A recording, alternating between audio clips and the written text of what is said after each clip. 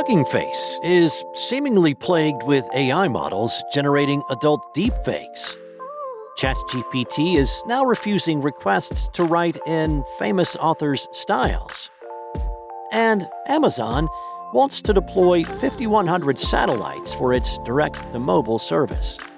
It's Tuesday, July 28th, and here's a quick look at some of the news happening in the sphere of tech this morning from Engadget.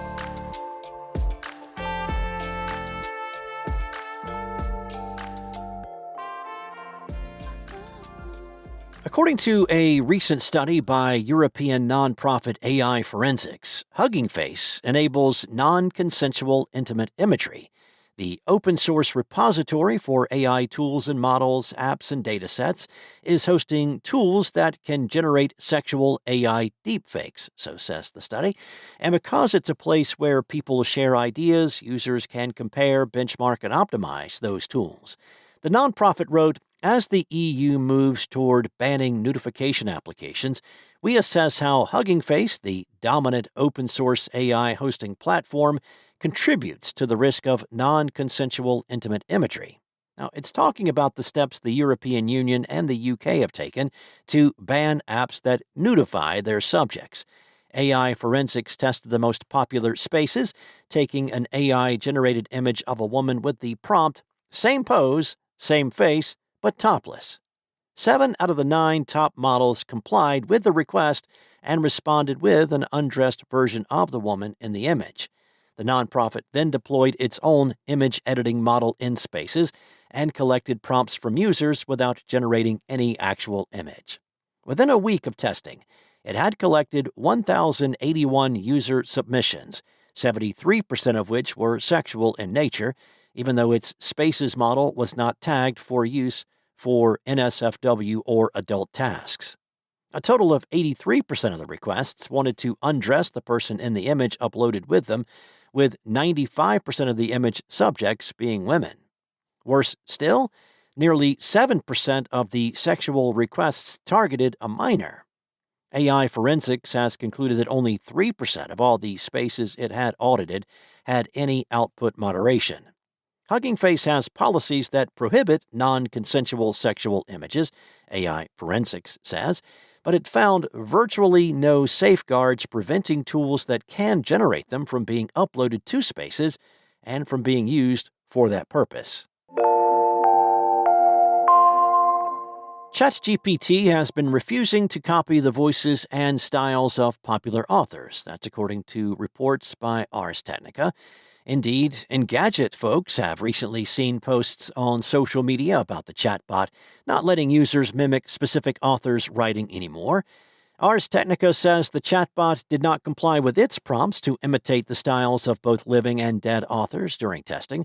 Now, that means OpenAI has recently changed how it deals with such requests, as a recent study by publication No Latency showed that ChatGPT did not refuse them for dead authors.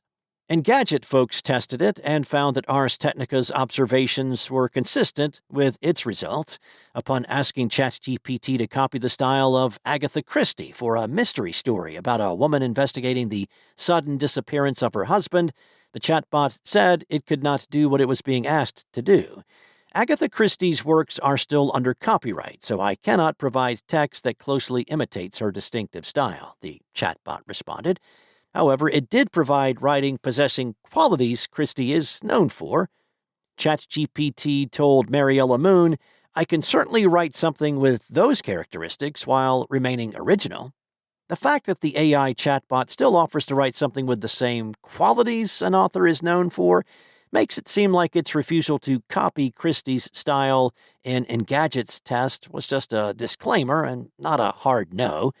Indeed, this could be a change OpenAI has adopted in order to avoid getting into more legal trouble and to fend off more copyright lawsuits than it's already facing.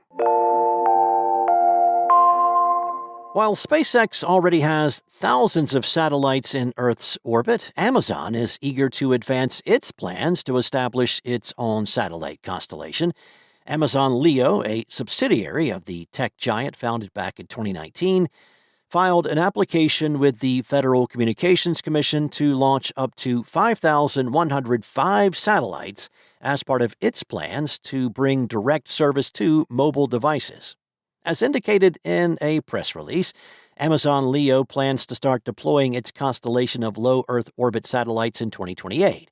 Its application with the FCC seeks to create a satellite network that provides voice, messaging, data, and emergency services connection to smartphones and other mobile devices that are out of range of traditional cell tower connections.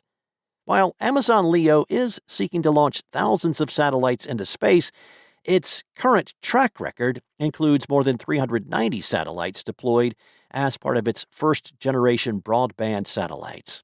The company said it will begin rolling out fixed service later this year and has already secured partnerships with several telecom operators, including Vodafone, DirecTV, Herotel, and Australia's National Broadband Network. LEO will be directly competing against SpaceX, which has filed its own application with the FCC requesting to launch a constellation of 1 million satellites earlier this year. The two tech giants have already clashed on this topic, with Amazon requesting the FCC deny SpaceX's application, calling it a lofty ambition rather than a real plan. However, the FCC's chair, Brendan Carr, responded on X that Amazon should focus on its own satellite efforts instead of filing petitions against other companies.